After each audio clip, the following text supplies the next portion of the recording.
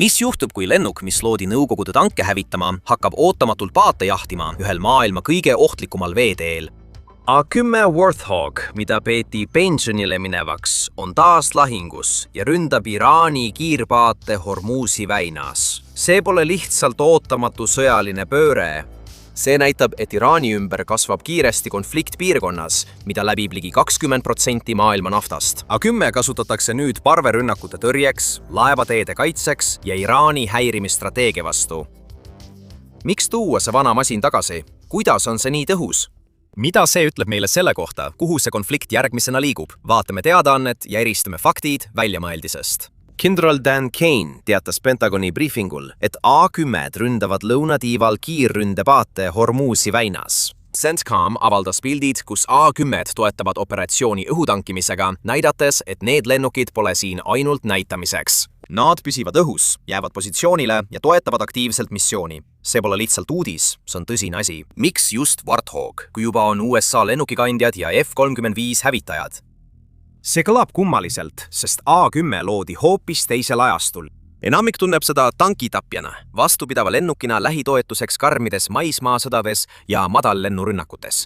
Nii et esmapilgul tundub selle kasutamine vee kohal väikeste paatide vastu kummaline, kuid kui missiooni lähemalt vaadata, hakkab see palju rohkem mõtet andma. A10 suurim tugevus on selle pikk õhusolek, mitte kiirus. See suudab kaua tiirutada ja õiget hetke oodata. See on oluline, sest Iraani kiirründepaadid on väikesed, kiired ja raskesti tabatavad. Need ei ole suured, avavees paigal püsivad sihtmärgid. Nad liiguvad kiiresti, sulanduvad taustamirasse ning kasutavad ära ajastust ja segadust. Lennuk, mis suudab õhus püsida, liikumist jälgida ja kiiresti reageerida, on sellises keskkonnas väga kasulik. Erinevalt F-35 hävitajatest, mis tormavad sisse ja välja, saab A10 jääda kohale, jälgida ja rünnata siis, kui sihtmärk end paljastab. Mingis mõttes võib seda nimetada kannatlikuks vanameheks, kellel on palju kogemusi.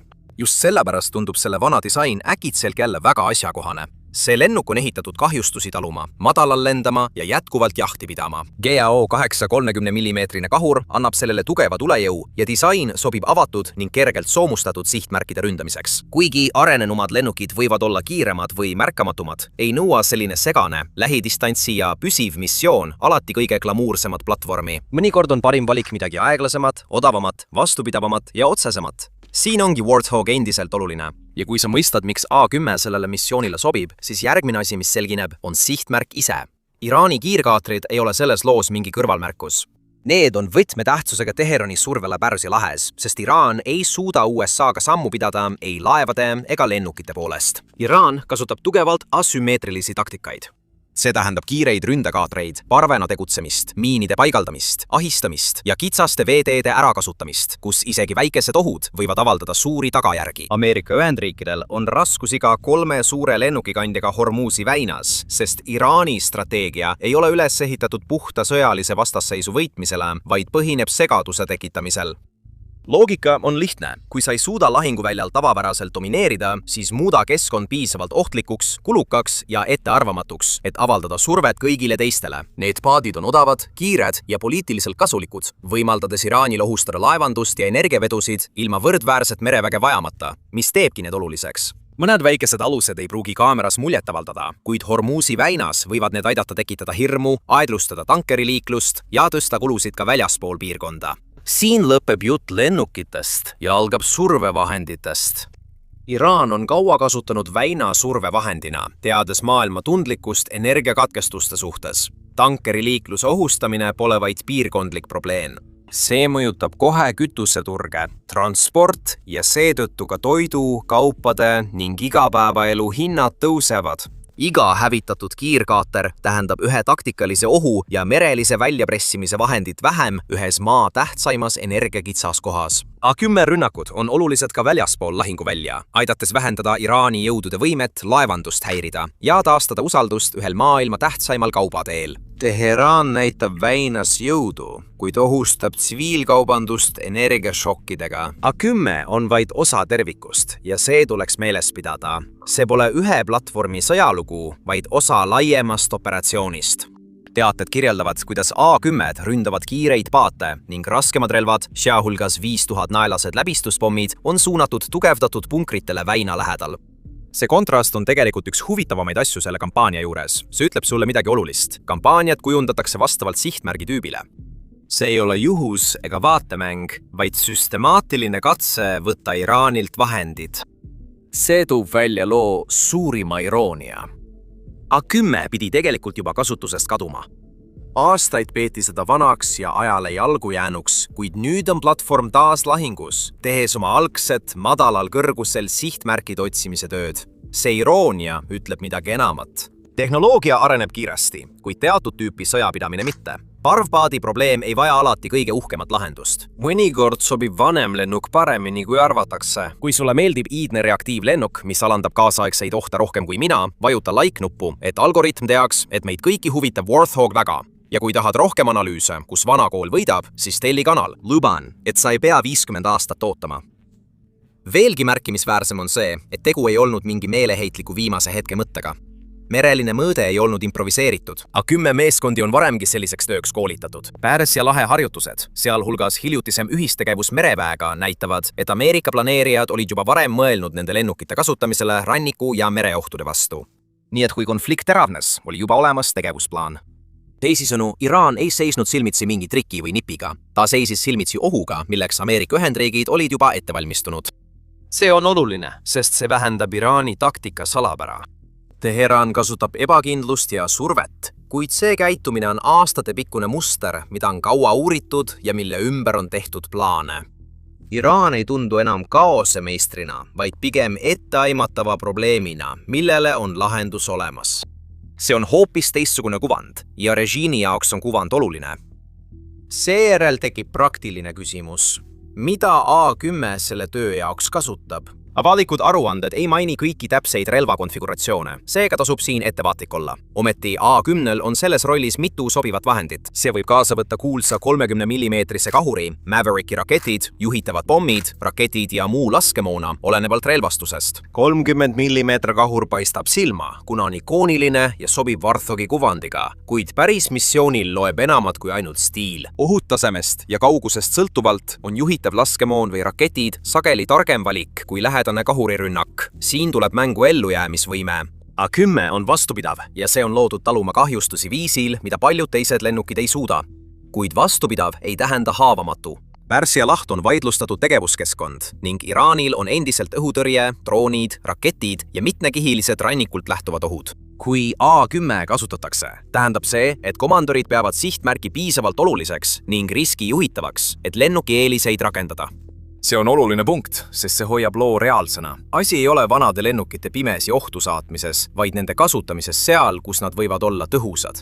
See tuub fookuse Iraani tegelikule sõjalisele positsioonile. Kui Teheran kasutab väikelaevadega ahistamist ja kitsaskohtade survestamist, näitab see korraga nii tugevust kui nõrkust. Nad suudavad endiselt odavalt segadust tekitada. See võib suurendada kulusid ja põhjustada peavalu tugevamatele vaenlastele, kuid näitab ka oma tavapärase sõjalise jõu piire. See strateegia keskendub ähvardusele, geograafiale ja survele, mitte lahinguvälja domineerimisele ega süsteemi valdamisele. See on oluline poliitiliselt ja sõjaliselt. Iraani valitsejad kasutavad välisvastasseise jõu näitamiseks, kuid iga kaotus õõnestab nende mainet. Kui režiimi suurim oht hakkab lagunema lennuki tõttu, mida peeti vananenuks, saab režiimi maine veelgi kannatada. Sõnum muutub kontrollist paljastuseks ja müüt nõrgeneb. Samas on tähtis, et lugu ei keskenduks vaid masinatele, relvadele ja kaartidele. Hirmutamine merel mõjutab inimesi ka väljaspool lahinguvälja. Meremehi, laevameeskondi, majandust ja tarbijaid. Kui laevandus aeglustub või muutub ohtlikuks, kasvavad kulud. Kütus kallineb, kaup liigub aeglasemalt, majapidamiste eelarved saavad pihta.